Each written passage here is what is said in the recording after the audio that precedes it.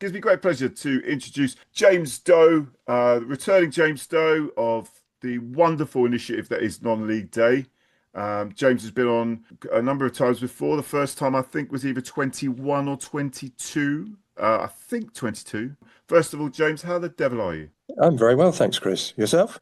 I've had a wonderful morning, James, as we discussed earlier. Yeah. Um, Well, yes. yeah. So let's talk non-league day. It's coming up again, March the 28th this year. Funny enough, for my local club, Hastings, we do actually have a home game. Yeah. Um, but in general, James, talk to me about what's happening this year and the overall growth of this wonderful initiative. Okay. So this is our 15th event. We've been going since 2010. There was a couple of years off during the pandemic, so we're a little bit behind schedule in that respect. So yeah, this is year 15. So yeah, we're hoping it's going to be big again. We've had various clubs and leagues here and in other countries sort of buy in over the years, so it's getting bigger and bigger. At the moment, we do get a lot of help when it comes to publicity from the Premier League. So I've got a lot of things I've got to do with them over the next few weeks. They're really keen to really make it as big as they can this year and really get the buy-in of the 20 big clubs to try and promote the teams in their area, which, quite a few of them do already, but to make a real concerted effort to get that done. We're working with Prostate Cancer UK again. We've managed to raise over £250,000 for them over the years. So that's very important for us. They're working quite closely with the Isthmian League this year, I believe, generally, not just for non-league day, but across the season. We've got our big partner now in La Liga in the form of Athletic Bilbao. We've been working with them for about 3 years. I was just speaking to one of their team just a little bit before coming on this call about what they're going to be trying to do and some of the challenges they're facing from the clubs here that they actually want to work with, which is interesting. We're working with the FSA again, and we were very lucky to pick up one of their awards just over a month ago, the non-league award, which was a huge privilege to get to collect that award because there's some other brilliant people on the shortlist for that. And generally, I still haven't finished the match map because it's such a gargantuan task, but I'll get back to that today because I've been in Germany for a few days watching some football over there. So it's almost there. Explain that, James. Explain the match map for people that haven't been on your website. Explain what the match map is and what you can get from it. Okay, so it's simply as every match in steps 1 to 6 across the country. I find every single one, pinpoint them all on a map, say what the game is, where it is, and just put some club details. It's hundreds and hundreds of games. It's quite hard to do. The list changes at short notice sometimes. For example, I think it's the Combined Counties League didn't have many matches scheduled for the 28th this year, but I think they're leaving it open for postponements and stuff like that. So that's sort of something I've got to keep checking back. And yeah, we'll take other clubs from anywhere on the world or even lower down the pyramid if you contact us. So we're more than happy to have you on there. It's just as a matter of course, we put all those ones from steps 1 to 6 on there. And going into the day, if you're new to the game and you don't know where your club is, you just put in your postcode and it brings up all the clubs and the matches that are taking place near you. Yeah, no, excellent. We do have with this podcast, we do like a fan roundtable from fans across the leagues, National League South, Isthmian Prem, South East, at Lower, and like we got quite a number of them are ground hoppers as well. We got Mark Sittingbourne, Mark Craig, he's a Sittingbourne man, and he's ground hopping all the time.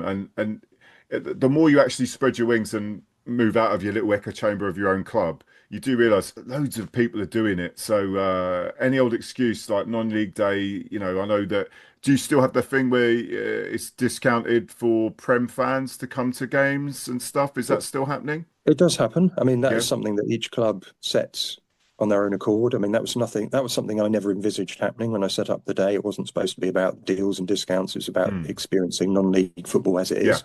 But it's great that clubs have come up with that idea and do special promotions and all sorts of things. I know the sort of discount for Prem fans can be a bit divisive because, the regulars have to pay the normal price, which some of them are not too happy about. But then some of them see the bigger picture and the fact that it could bring in new people. Exactly. The best discounts are always the universal ones. So like pay what you want or something like that, which is open to every fan, and they're usually the most successful. Well, yeah, last season, if it was Hastings, pay what you want, I wouldn't have paid anything. But That's just me and my little echo chamber. Yeah. So saying that, so you were saying about European clubs across the in Europe. I know that we've got head of Hastings United German wing. They call Hmm. themselves the 10 German Bombers. Robert Gruhl, he's a Bonn FC fan, so I might have to get him to give you a little tinkle to get, I'm sure, Bonn back. How long's the winter break in Germany? I should know Well, this, but yeah, having been there for the last couple of days, it varies on the size of the club. I think it's longer for the small clubs because they mm, have, more weather-dependent facilities a lot of the time. But the Bundesliga is definitely back. But yeah, I think it's the end of the month. My friend was telling me, who was telling me there, the end of January. So it's probably best part of a month or so. yeah, I mean, obviously in England we whinge about weather. It's been a bit soggy last few days, and we've had a few postponements, a little bit of ice and that. Talk to me about. I know you've been over to Germany. You've did a little bit of ground hopping yourself. Mhm. Talk to me about the weather over there. Well, so I went into Dusseldorf initially. That's where my friend lives, and we went up to Dortmund to see a game. And up there it was actually quite mild, um, 9, 10 degrees, something like that. Mm. A little bit of drizzle, but yeah, absolutely fine. But then yesterday, which was Wednesday, sorry, on Wednesday, not yesterday, Wednesday, we went over to Wolfsburg, which is about 200 odd miles to the east of Dusseldorf, and it was a lot colder. There was still snow on the ground, and ice in the canals. So it was very, very different there, and very wintry indeed. Did they manage to get a game on though? They did, yeah, because Yes. they have undersoil heating and all the rest of it. So it Oh, was it was pretty good. fair enough. Yeah, no, we don't have understore heating here, so not the greatest point for me, really. I know you've got a small team, Mm. and you do a lot of work. What are you hoping for? Is there any initiatives that you think you might be able to get over the line for this year, maybe next year or the year after? Well, that's a good question. Non-league day primarily is just about getting people through turnstiles. Mm. That is what it's always been about. That is the key objective, just driving up crowds and, shifting the focus to the non-league game. Occasionally we've tried other things. Like last year we tried to get people to get into blood donation. That didn't really take off because, we're all blood donors in the team and we thought that could be quite good. But it didn't really catch on. Yeah, Prostate Cancer UK always raising awareness for that, which is very important, as a lot of people are affected by it in the male world. It's the most common cancer, I think, in men, so it's very important to get it detected early. But yeah, I know we want to improve things. We know it can be better. Taken on a couple of new volunteers, sort of who are much younger and more able, perhaps, in the social media and creative design sort of area. So hopefully we're going to get a bit more out of that. We're working with a sort of a social media digital agency have come to us and offered their services for free. They helped us out last year, but came in very late Nice. in the day, so could only do so much.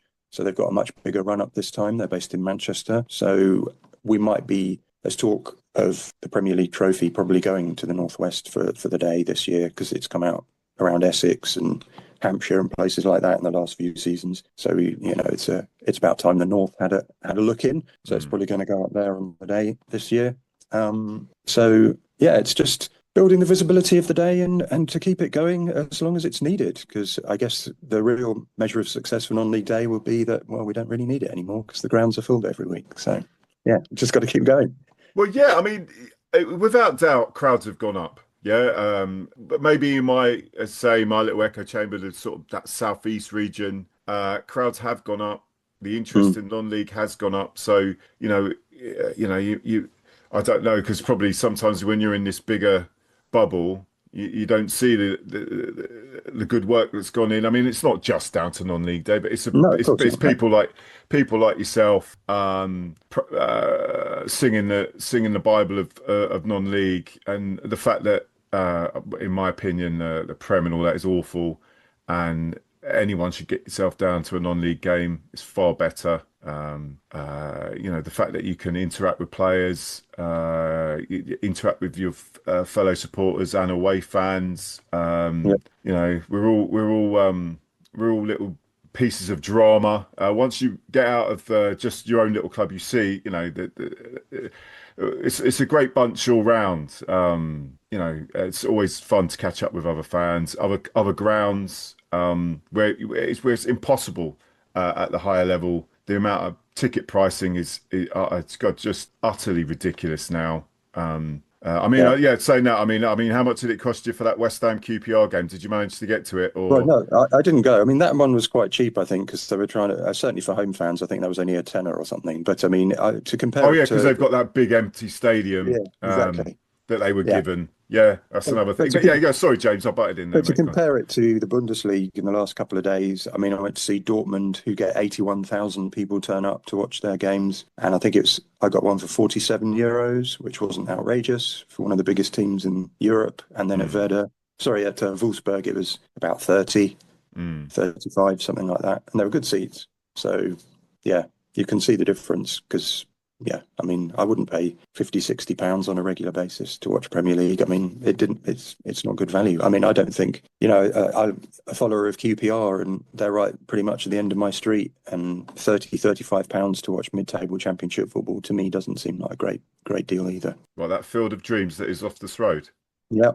I mean, I love the place, but it's, Mm. yeah, I think I could be spending my money in a better way. Yes. Well, on that, James, obviously wish you all the best. Please, any updates, we'll shove it on the podcast in terms of what you're up to. Do you know which game you might be attending? Have you selected yet? I'm sure No, I that's the haven't, but figurehead.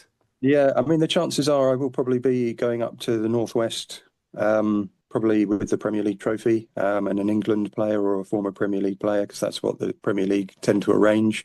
I mean, we did this sort of ground hop around the Essex Senior League Mm. last season, which was amazing. Stuart Pearce came along with the trophy. I only did one of the games, but I mean, to see the just before kickoff to turn around and look out the window and see a queue going beyond as far as I could see was unbelievable. I think it was the biggest crowd Mm. Benfleet had ever had. So, and then it was like that for the rest of the day around Buckhurst Hill and Takeley was where it went as well. So if we can see things like that in the Northwest, it'd be great. But I mean, I think the biggest game of the day in the Isthmian League as it stands will probably be Brentwood and Chatham. Two of the Yeah, top three are playing. good So sides. whether it stays like that in the league, I don't know, but that should be a bit of a humdinger. I mean, all the leaders of the four divisions at the moment are all at home so far on that day. That's So nice. yeah, Yeah. we'll see. So you don't fancy Hastings versus VCD Athletic? Well, I mean, I've still not been there. Rolls off the Still not. tongue. Rolls I off the know. tongue. Yeah, yeah, I mean, you how have do to you go think? there before they knock because it's, I think, Yeah, their building works are coming. So if you don't get it this year, yeah, the pilot field will be changing. But yeah. who knows, mate? But no, no, no, absolutely love this initiative. We'll always sing its praises. And James, you take care and up non-league day. Thanks a lot. Cheers, mate.